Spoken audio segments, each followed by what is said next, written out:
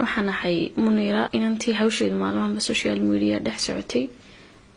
maantana idin la hadlaysa anigoo nabad qaba alxamdulillah wax kastoon rabana waa la qabanaya oo waalidiinteedii bay garab joogaan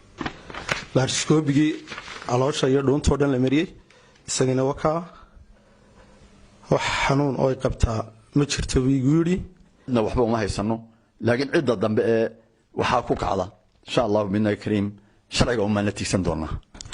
waxa in badan social media aad ugu jiray in gabadh aan adeero ahay oo la yiraahdo Muniira Maxamed Cabdilaahi leeydi cudurka kansalka ay qabtaa oo social media si aad loo dhaxgeliyay taasoo aan waxba kala socon kadib markii aan ogaadina aan la xiriiray aan wax telefoonana ka waayay inta kadib waxa la ala kulli hal waxaan daba socdo waan helay Muniira waa inaan adeero ahay waxaan geeyay isbitaalka Al-Hayaat la yiraahdo ee ku yaala magaalada Boorama oo international ah kiiban shaybaadho uga sameeyay aan baaritaan uga sameeyay ilaa laarskoobi iyo wixii oo dhan baan mariyay sidii baan shaybaadhadii ugu sameeyay dhiigagii laga qaaday negative lady ilaa inta tuumbadii lagu dhaadhicinayay caloosha anoo dul taagnaa kadib markii loo soo dhameystiray sidii baan ku nimid ee dhakhtarkii ugu qanciyo meel kasta ay tusay oo dhuun kasta soo raaciyay tusay wax dilaaca iyo wax dhibaato ayna jirin kadibna ugu yiri waxaan de natiijada ayaaba ku fiican oo aad ku qanci kartaa ugu yiri oo sawir la duubiyo xataa waxa soo dhama kaaga qiimo badan sidii baana ku qancay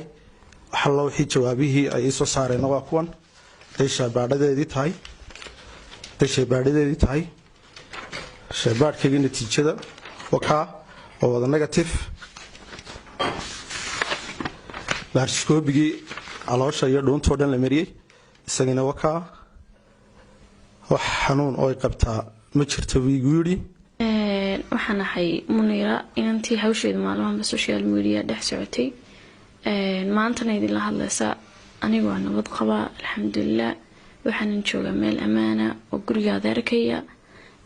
mana jiraan wax afduubaya iyo wax xariga mana xidhni wana nabad qaba midna way idin sheegayaa hooyaday markasta waa hooyaday cidii bedelaysan ma jirto laakiin ha laga daayo caydan iyo waxyaabahan loo qorayo ama waxyaabahan laga sheegayo aniguna aad baan u fiicanahay wax kastoon rabana waa la qabanaya oo waalidiinteedii bay garab joogaan cid kasto ay caawiso ama garab siisayna aad bay mahadsan yihiin